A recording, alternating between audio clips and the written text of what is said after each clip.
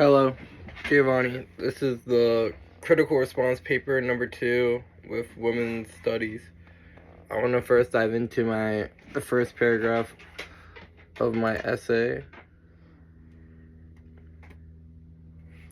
The thesis of my essay would be about how racism is played into the power structure of sexism, and racism in the workplace.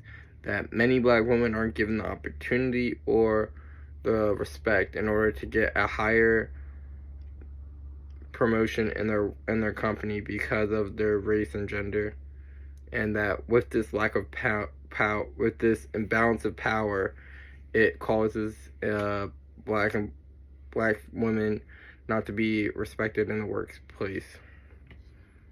My last paragraph, I talk about the black experience in America, and that oftentimes we do not see that there is a balance in we see the cruel history of America, and honestly we can reflect on the time now.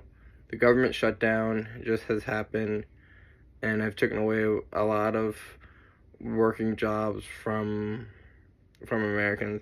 My family worked for the government, and now they're unable to work and have no pay because of this. And not even just black Americans, but white Americans too, because of this, are single mothers and other people are suffering because of EBT and SNAP the program is taken away starting yesterday. And this is very important to understanding the power dynamic of America and how it treats the lower class. I want to talk about how I was discussing with some women in the workforce about how many times when they want to be given a task that normally the boss will give it to the man, even though the woman is just as capable of completing it, and that they feel as though because they are women that they'd rather just have the man just because of their gender. This can cause for a lack of pay gap also, that if they see that the man is doing more than the woman, that they're being more willing to give the man more money, even though the woman can probably do the same job, if not better. I've seen that multiple times where women have had to step up and come up with a solution that no one else in the room was able to. That we talk about this with characteristics. There's many characteristics that we can often find in men that aren't in women for the most part. Some women have them, obviously. I would talk about how in my work experience that men are more aggressive than women. Women normally speak softer and more rational, while men just yell and try to get their way. And that because of this, we live in a culture where we'd rather hire someone who yells and is wrong than is quiet and is right. And I think that is a wrong culture we should be looking towards. That we should be looking towards a healthy environment where we're reaching goals without belittling other people.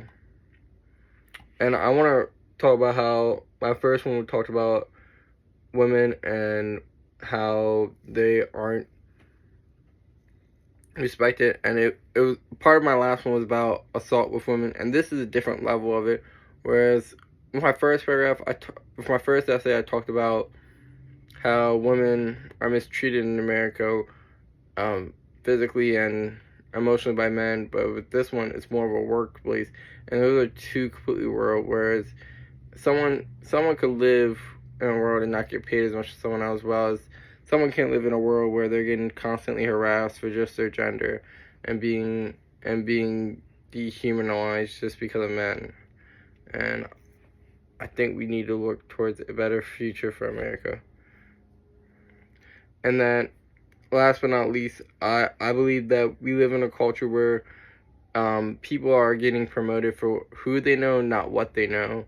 That there are a lot of groups where it's only men in the group, so they know other people and that they can get to a higher position because, oh, I know him, he can get up here. Whereas women don't have spaces where they can connect one another and be able to get promoted. So it's a lack of being in a club, and it really sucks that there isn't sororities that allow for black women to advance.